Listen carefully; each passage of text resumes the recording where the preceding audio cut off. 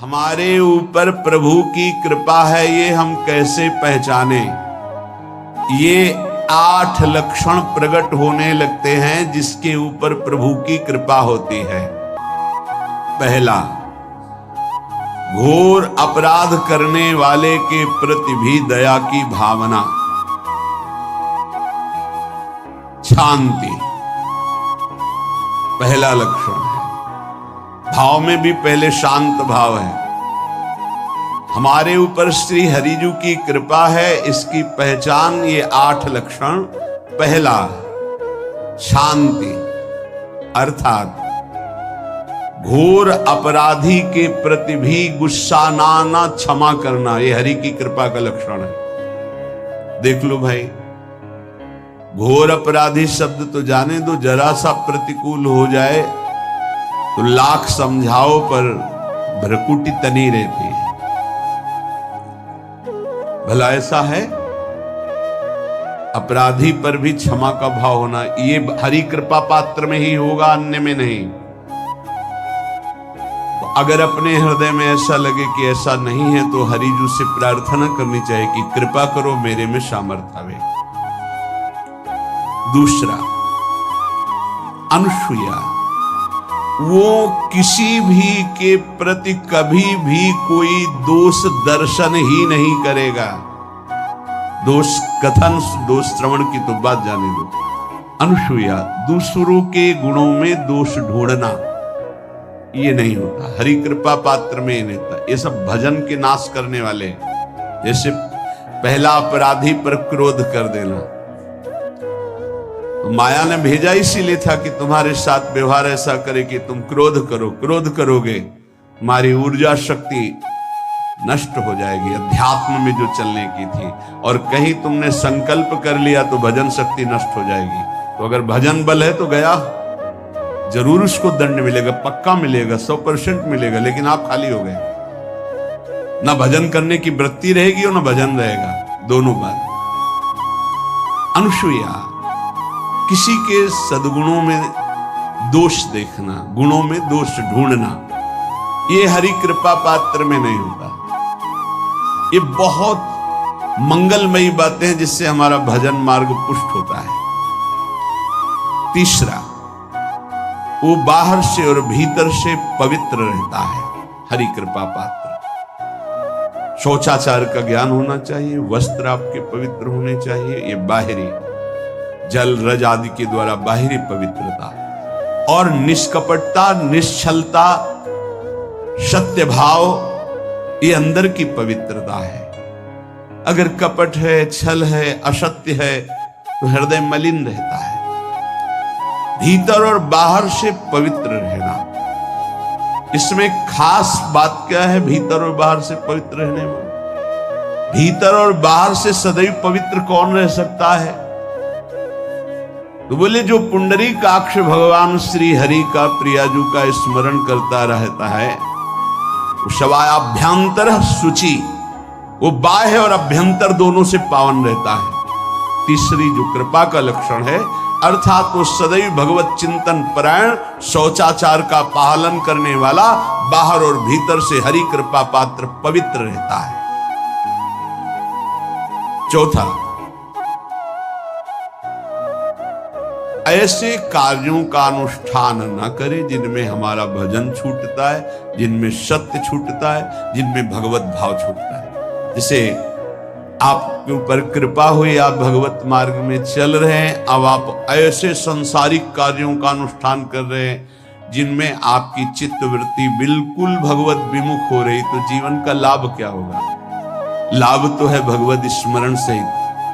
कल एक ने प्रश्न किया कि मैं खाता तो नहीं हूं लेकिन मांस के दुकान में मांस बेचता हूं, होटल है, क्या उचित है? ये उचित कैसे हो सकता है?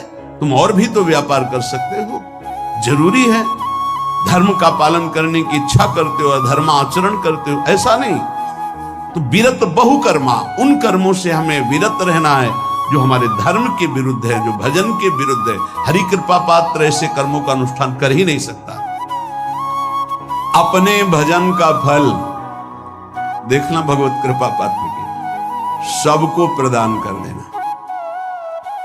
हिम्मत है अपने भजन, इतनी मेहनत से किया हुआ भजन, भजन होने के बाद हे प्रभु इस भजन का फल हो, सर्वे भवन्तु सुखिना सर्वे सन्तु निरामयाः। यहां तो कहते महाराज एक माला रोज आपके लिए करता हूं कि आपकी बीमारी ठीक रहे, तो शेष किसके लिए करते हो प्रभु? शेष है अगर इष्ट और गुरु के लिए तुम्हारा है कि एक माला करते तो फिर इतनी माला करते तो हमें क्या होगा? सब आपको दे देंगे तो हमें क्या होगा? तभी भजन का रहस्य नहीं जाना। छठवां, अपने भजन से अपने लिए कुछ भी ना चाहना और दूसरों की तो बात जाने दो, दूसरों से कुछ ना चाहना ये तो ठीक है, अपने भजन से अपने लिए कुछ ना चाहना है हिम्मत। देखो ये हरि कृपा पात्र में हिम्मत होती है। अपना भजन अपने प्रयोग में ना लाना, इसका भी आंतरिक रहस्य है। अपने प्रयोग में आप शरीर को लेकर के बोलेंगे, अगर स्वरूप को लेकर तो प्रयोग की कोई वहां जरूरत ही नहीं, स्वरूप पूर्ण काम है, वहां कोई अभाव नहीं। जब आप कोई भाव अपने लिए करेंगे तो देह भाव होगा, देह भाव से किसी विषय की मांग होगी। विषय पूर्ति भजन का फल नहीं होता, भजन का फल होता विषय निवृत्ति। बहुत जोर की बात है, कैसे समझ? अपने भजन का भी फल अपने लिए नहीं, दूसरों से कुछ चाह रखना तो बात ही जाने दो, भजन से भी कोई अन्य सुख की चाह नहीं। क्या चाहिए? भजन ही बनता रहे, भजन का फल भजन बनता रहे, खूब निरंतर जप करते रहे। सातवां, किसी भी मान सम्मान कीर्ति पद प्रतिष्ठा के मिलने पर हृदय का असंतुष्ट हो जाना, यह हरि कृपा पात्र का लक्षण होता है। प्रणाम नमस्कार जय हो तो हृदय में असंतुष्ट हो जाना चाहिए। कोई किंचन मात्र अभिमान न उदय हो जाए। प्रभु बचाओ, ये माया की चकाचौंध से बचा लो नाथ। कौन सा अपराध बन गया कि आपकी जय की जगह यहां हमको ऐसा सुनना पड़े। आठवां, किसी भी प्राणी समुदाय से संबंध ना रखते हुए सब पर दया की भावना, सब पर कृपा की भावना, सब पर करुणा मैत्री, पर किसी से ममता नहीं। ये सूत्र बहुत व्यवहार में प्रयोग करने योग्य है।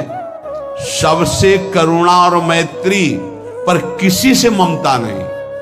करुणा तो करी भरत जी ने, मैत्री भी की मृग से, पर ममता रहित नहीं रहे। ममता कर ली तो अगला जन्म हिरण का हो गया।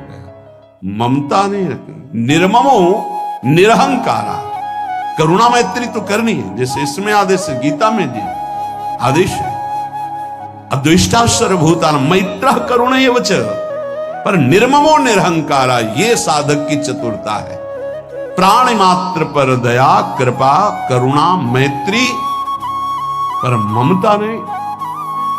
ममता किसी से, और यहां करुणा मैत्री ये तो गायब हो गई, केवल ममता रह गई है। अपने शरीर से ममता, शरीर संबंधियों से ममता, विषय भोगों से ममता, यही जहर है। संबंध में ये ममता ही जहर है, विचारों में अहंकार जहर है, कर्मों में ये आसक्ति जहर है। इसी जहर को मिटा दे तो जीवन मुक्त महापुरुष कर्म करते हुए, विषय सेवन करते हुए, वार्ता करते हुए, विचार करते हुए, बिल्कुल जहर रहित उसका जीवन हो गया। तो ये 8 बातें हरि कृपा पात्र में होती हैं, इनको बार बार सुनना, हृदय में धारण करना।